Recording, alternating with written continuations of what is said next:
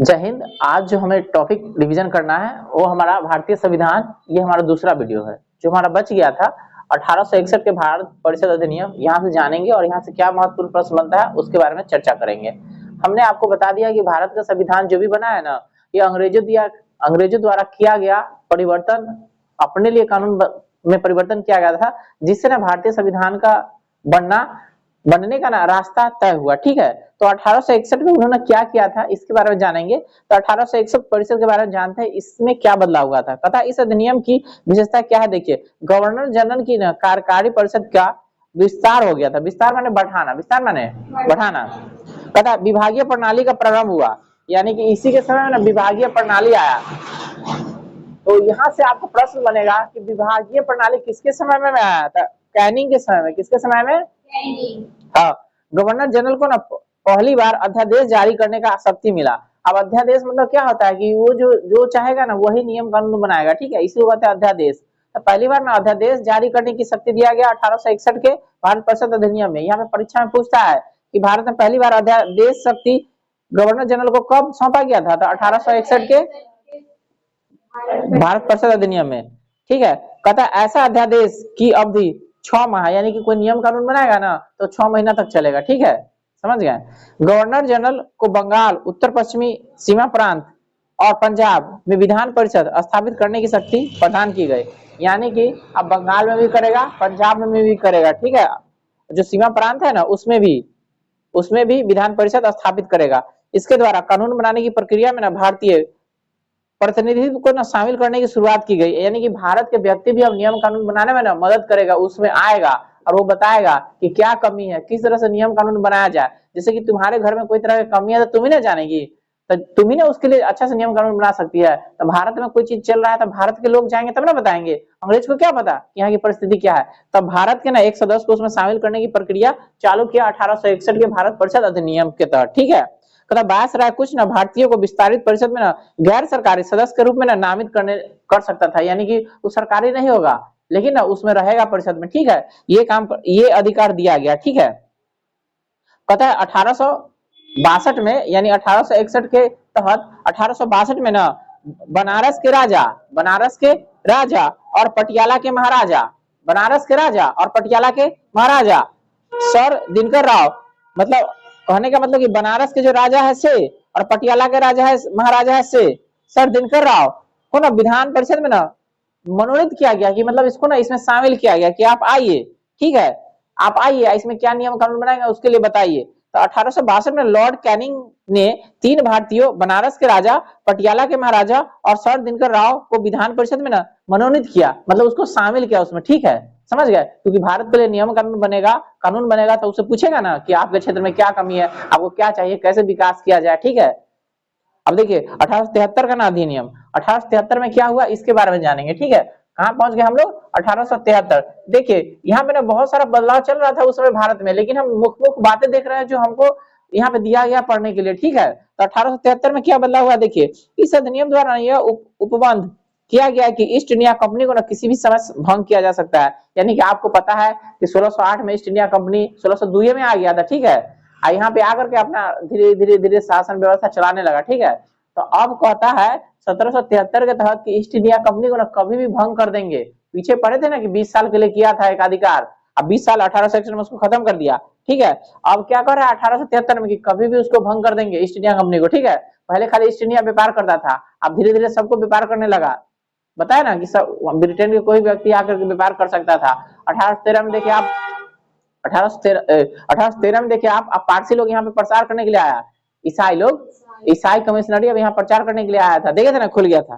तो वही कहता ईस्ट इंडिया कंपनी को कभी भी भंग किया जा सकता है। और 1 जनवरी ना 1884 को ईस्ट इंडिया कंपनी को ना औपचारिक रूप से भंग कर दिया गया। डेट याद रख लीजिए, 1 जनवरी 1884, 1 जनवरी 1884, और उधर हम 1784 पढ़ाए आपको। ठीक है, तो देखिए 1 जनवरी 1884 को क्या किया, ईस्ट इंडिया कंपनी खत्म, ईस्ट इंडिया कंपनी खत्म। यानी ईस्ट इंडिया कंपनी ना अब यहाँ पे राज नहीं करेगा, यहाँ पे शासन नहीं चलाएगा। ठीक है, शासन सीधा ब्रिटेन से चलेगा, शासन सीधा ब्रिटेन से चलेगा। ईस्ट इंडिया कंपनी ना खाली उसको कंट्रोल करेगा, मतलब उसके आदमी है सो। ठीक है, तो 1 जनवरी 1884 को ईस्ट इंडिया कंपनी को ना औपचारिक रूप से भंग कर दिया गया। परीक्षा में प्रश्न आता है ईस्ट इंडिया कंपनी को कब भंग किया गया? याद रखिए। अगर शाही उपाधियों का उपाधि अधिनियम 1876 में आया। अब शाही उपाधि क्या है इसके बारे में देखिए।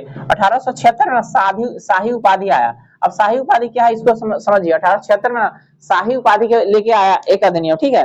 कहता इस अधिनियम के द्वारा गवर्नर जनरल को केंद्रीय कार्यकारिणी में 6 सदस्य की नियुक्ति कर एक लोक निर्माण विभाग की कार्य सौंपा गया कि अब ना लोक निर्माण मतलब किसको कहाँ क्या जरूरत है, कौन कौन इलाका में क्या चीज की कमी है, वो सब क्या तय करेगा, लोक निर्माण विभाग। लोक निर्माण विभाग ये तय करेगा, ठीक है। तो कहता है यहाँ पे इस अधिनियम द्वारा गवर्नर जनरल की केंद्रीय कार्यकारिणी में 6ठे सदस्य की नियुक्ति कर लोक निर्माण विभाग की को सौंपा गया। यानी ये 6ठा जो सदस्य उसमें शामिल किया ना उसको लोक निर्माण विभाग सौंपा गया। 28 अप्रैल 1876 को ना घोषणा किया गया कि महारानी विक्टोरिया ना भारत की सम्राज्ञी हो गया। अब ये क्वेश्चन ना बीपीएससी में कई बार पूछा जा चुका है, ठीक है। 28 अप्रैल 1876, 28 अप्रैल 1876, 28 अप्रैल 1876, 1876। अब क्या हुआ, भारत के ना सम्राज्ञी हो गई। ब्रिटेन के जो महारानी है ना से, यानी भारत का अब राज पूरा ना चला गया ब्रिटेन के महारानी के हाथ। भारत का जितना भी यहाँ पे शासन व्यवस्था सब कहाँ चला गया, ब्रिटेन के महारानी के हाथ। महारानी अब जो कहेगी ना सो चलेगा, ठीक है। तो किसको, विक्टोरिया को, महारानी विक्टोरिया। यानी यहाँ का सत्ता ना सीधा चला गया ब्रिटेन के महारानी के पास। यानी ब्रिटेन के महारानी जे कहेगी ना से यहाँ होगा, समझ गया। यानी इतना पूरे गुलाम हो गया भारत, ठीक है। यानी भारत में ना सीधा ना ब्रिटेन से राज चलने लगा, ब्रिटेन से, समझ गया। ईस्ट इंडिया कंपनी को तो भंग कर दिया, आपको याद है 84 में, ठीक है। यहाँ से ना सम्राज्ञी घोषित कर दिया गया, सम्राज्ञी। बीपीएससी ने कई बार पूछ चुका है। 28 अप्रैल 1876 को विक्टोरिया को यहाँ का सम्राज्ञी घोषित किया, मतलब सम्राज्ञी समझ रहे हैं, यहाँ का रानी हो गया। अब इंग्लैंड के तो पहले रहा, अब इतने के, ठीक है। अब देखिए 1892 में भारत परिषद अधिनियम, तथा इस अधिनियम की मुख्य विशेषता थी अप्रत्यक्ष चुनाव प्रणाली। मतलब भारत में तो पहले चुनाव था ही नहीं, ठीक है, लेकिन पहली बार आया अप्रत्यक्ष चुनाव प्रणाली, यानी चुनाव कराया जाए, ठीक है। तो अप्रत्यक्ष चुनाव प्रणाली आया, ठीक है। इसके ना द्वारा राजस्व राजस्व राजस्व एवं व्यय अथवा बजट पर ना बहस करने का ना कार्यकारिणी के ना प्रश्न पूछने का शक्ति दे दिया है। यानी भारत के व्यक्ति ना अगर कोई नियम कानून बनता है ना तो उस पर प्रश्न कर सकता है, ठीक है। अब देख लो भारत के इस अधिकार मिल गया कि जब प्रश्न कर सकता है तो पूछ तो करे ना क्या किए क्योंकि तो यहाँ से ना प्रश्न करने की शक्ति उसको मिल गया 1892 के भारत परिषद अधिनियम के तहत। अब देखो 1909 में तो जानती है पार्लियामेंट सुधार आया। यहाँ ये वाला ना बहुत चर्चा में रहता है, बहुत पूछता है, कहीं आया 1900, इसका नाम क्या है, पार्लियामेंट। हाँ याद रखिए, परीक्षा में पूछेगा पार्लियामेंट सुधार कहीं आया। यह पार्लियामेंट सुधार को ना कहते हैं सांप्रदायिक निर्वाचन के जनक। सांप्रदायिक निर्वाचन के जनक किसको कहते हैं, पार्लियामेंट। हाँ पार्लियामेंट सुधार अधिनियम को, ठीक है। इसमें क्या क्या हुआ इसके बारे में हम आपको बताते हैं, ठीक है। इसमें दो व्यक्ति है, एगो मार्ले एगो मिंटो, एगो मार्ले एगो मिंटो, ठीक है। तो मार्लो ना इंग्लैंड में थे, अब मिंटो ना यहाँ था, ठीक है। मिंटो भारत के वायसराय थे, ठीक है। यानी कि इंग्लैंड से जो नियम कानून आता था ना से यहाँ लागू होता था, ठीक है। तब लॉर्ड मार्लो इंग्लैंड में बैठ के नियम लिखता था, अब भारत भेजता था। अब मिंटो ना, लॉर्ड मिंटो यहाँ से ना उसको सबके सामने ना रखता था कि भारत में किस तरह से शासन चलेगा, ठीक है। तो देखिए 1909 के भारत परिषद अधिनियम के बारे में क्या बताया गया है। कहता पहली बार मुस्लिम समुदाय के लिए ना पृथक निर्वाचन उपबंध किया गया कि मुसलमान के लिए अलग से चुनाव होगा, ठीक है। तो भारत के लिए ठीक बात नहीं ना है, तो यही से ना सांप्रदायिक जारी किया, ठीक है। तथा इसके अंतर्गत मुस्लिम लीग, अब देख लो इसी के बीच में ना 1906 में ना मुस्लिम लीग का गठन हो गया था, ठीक है, ढाका में, ठीक है। तो एकरे द्वारा हुआ था, ठीक है, एकरे भकाबे में आकर के करवाया था, ठीक है। तो इसके अंतर्गत मुस्लिम सदस्य को ना चुनाव मुस्लिम मतदाता ही कर सकते हैं। भारत सरकार अधिनियम के तहत पहली बार विधायिका में ना कुछ निर्वाचित प्रतिनिधि को ना मंजूरी मिला। इस प्रकार इस अधिनियम को ना सांप्रदायिक को वैधानिकता प्रदान हुआ। यानी सांप्रदायिक का जन्म इसी से हुआ, सांप्रदायिक का जन्म 1909 के पार्लियामेंट सुधार से हुआ। लॉर्ड मिंटो को सांप्रदायिक निर्वाचन का जनक कहा जाता है, किसको, लॉर्ड मिंटो को। अब मिंटो यहाँ था भारत में, भारत के वायसराय था, अब मार्ले इंग्लैंड के, ठीक है। तो आपको पूछेगा कि सांप्रदायिक निर्वाचन के जनक कौन है, तो मिंटो, पूरा नाम है लॉर्ड मिंटो।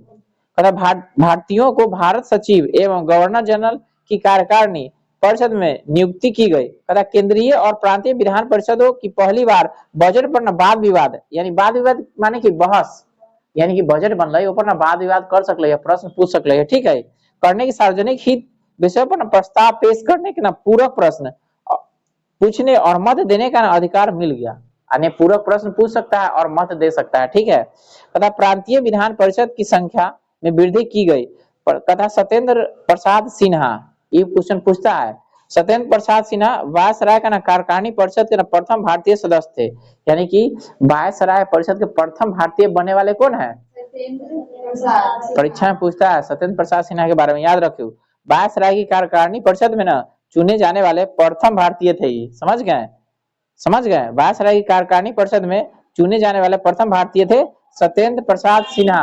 ये परीक्षा में आता है, चिन्ह लगा लीजिए, आपसे पूछ सकता है, ठीक है। ये डीएलएड में तो नहीं आता है, ये बीएसएससी में आता है, इतनी हार्ड क्वेश्चन है, ठीक है। उन्हें ना विधि सदस्य बनाया गया, विधि मतलब कानून के लिए, कानून के सदस्य बनाया गया। इस अधिनियम के तहत ना presidency, corporation, chambers of commerce, विश्वविद्यालय और जमींदारों के लिए ना अलग प्रतिनिधित्व का प्रावधान किया गया, ठीक है, 1909 में, ठीक है। अब 1909 के बारे में फिर से कहानी सुन लीजिए। 1909 इसमें ना लॉर्ड मार्ले इंग्लैंड में भारत के सचिव थे, यानी कि इंग्लैंड में ही बैठता था, ठीक है, भारत के सचिव बन गए, ठीक है। और लॉर्ड मिंटो भारत के वायसराय थे, लॉर्ड मिंटो भारत के वायसराय थे, ठीक है। कहता भारत में ब्रिटेन के सभी संवैधानिक प्रमाणों में सबसे कम समय तक चलने वाला अधिनियम 1909 वाला था। माने कि ब्रिटेन से जितना भी नियम कानून बन के आया ना, तो सबसे कम दिन तक चला था यही वाला, क्योंकि गलत था ना, इसलिए सबसे कम दिन तक चला था। फिर से सुनिए, कहता भारत में ब्रिटेन के सभी संवैधानिक प्रयोगों में सबसे कम समय तक चलने वाला अधिनियम 1909 के भारत परिषद अधिनियम। एरा कहता है भारत परिषद अधिनियम, यानी मार्टे मिर्लो तो कह ले, वो तो कहा, लेकिन भारत परिषद अधिनियम इसी को कहते हैं, ठीक है। मार्ले मिंटो तो कहते हैं, जानवे करते हैं, तो इसी का नाम है, वो सबसे कम दिन तक यही चला था, ठीक है, क्योंकि इसमें ना तरह तरह के त्रुटि था, ठीक है, समझ गए। अब आगे कहता है यहाँ पे 1919। अब 1919 वाला देखिए, अब आएगा 1919, कहिए आएगा 1919, मार्ले मिंटो सुधार, ये आएगा मॉन्टेगू चेम्सफोर्ड, क्या आएगा? हाँ, तो पूछेगा आपको परीक्षा में मॉन्टेगू चेम्सफोर्ड कहिए आया। आपको पता है ना कि इस समय विश्व युद्ध चल रहा है, 14 में ना चालू हो गया था, 18 में खत्म हो गया था, यानी विश्व युद्ध से ग्रसित है, विश्व युद्ध से ग्रसित है, यानी 18 में खत्म हुआ, 14 में चालू हुआ ना। तो देखिए अभी क्या आएगा, इसको कहते हैं मॉन्टेगू चेम्सफोर्ड सुधार। परीक्षा में पूछेगा मॉन्टेगू चेम्सफोर्ड सुधार कहिए आया, परीक्षा में कई बार पूछा है, आपसे भी पूछेगा, ठीक है। तथा इस अधिनियम की मुख्य विशेषता थी केंद्र में न द्विसदनात्मक विधायिका की स्थापना करना, यानी केंद्र में द्विसदनात्मक होगा, ठीक है। प्रथम राज्य परिषद तथा दूसरी केंद्रीय विधानसभा तथा राज्य परिषद के सदस्य की संख्या ना 60 थी उस समय, ठीक है, जिसमें ना 34 निर्वाचन होते थे तथा उनका ना कार्यकाल 5 वर्ष था, ठीक है। और केंद्रीय विधानसभा के सदस्यों की ना संख्या 144 थी उस समय, ठीक है, तथा जिसमें ना 104 निर्वाचित थे तथा 40 मनोनीत, यानी कि मान लिया जाता था, समझे। इसका ना कार्यकाल 3 वर्ष के था। दोनों सदस्यों के अधिकार समान थे, इसमें सिर्फ एक अंतर था कि बजट पर स्वीकृति प्रदान करने का अधिकार निचले सदन को था। तथा प्रांतों में द्वैध शासन प्रणाली का प्रवर्तक किया गया था। प्रांतों में द्वैध शासन शुरू करने वाला सबसे पहला व्यक्ति था लियोन्स कार्टियस। लियोन्स का प्रश्न पूछेगा कि प्रांतों में द्वैध शासन चालू करने वाला पहला व्यक्ति कौन था? अब भारत में किया 1919 का अधिनियम के तहत, इसको क्या कहते हैं? Montagu Chelmsford. लेकिन इससे भी पहले कोई व्यक्ति किया था जिसका नाम था कार्टियस, लियोन्स कार्टियस। प्रांतों में द्वैध शासन का जनक किसे माना जाता है? लियोन्स कार्टियस। कई बार एग्जाम में पूछा जा चुका है लियोन्स कार्टियस के बारे में, याद रखिए, ठीक है। प्रांतों में द्वैध शासन का जनक लियोन्स कार्टियस। अब भारत में 1919 के मॉन्टेगू चेम्सफोर्ड सुधार, यह द्वैध शासन लेके आया, ठीक है, केंद्र में। तथा इस योजना के अनुसार प्रांतीय विषयों को 2 उपवर्गों में बांटा है, एगो आरक्षित, हस्तांतरित, ठीक है, एगो आरक्षित और एगो हस्तांतरित। यही से ना तुमको जन्म होगा, क्या जानती है? संघ सूची, समवर्ती सूची, आराह सूची, यही से, ठीक है। तो लेकिन उस समय आरक्षित में क्या था, हस्तांतरित में क्या था, उसके बारे में थोड़ा मोटा मोटी जान लो, परीक्षा में तो नहीं पूछेगा, लेकिन जानकारी के लिए जान लो। तो कहता आरक्षित विषय में वित्त था, भूमि था, कर था, अकाल सहायता था, न्याय था, पुलिस, पेंशन, आपराधिक जनजातीय, छापाखाना, समाचार पत्र, सिंचाई, जलमार्ग, खान, कारखाना, बिजली, गैस, बॉयलर, श्रमिक कल्याण, औद्योगिक विवाद, उसके बाद मोटर गाड़ी, छोटे बंदरगाह और सार्वजनिक सेवाएं आदि, ये ना आरक्षित विषय में था, ठीक है। और हस्तांतरित में देखो शिक्षा, पुस्तकालय, संग्रहालय, स्थानीय स्वायत्त शासन, चिकित्सा सहायता, सार्वजनिक निर्माण विभाग, आबकारी उद्योग, तौल माप, सार्वजनिक मनोरंजन पर नियंत्रण, धार्मिक तथा अग्रहार दान आदि। तो ये था हस्तांतरित में। ठीक है, कुछ बात और कह रहा है उसको समझिए।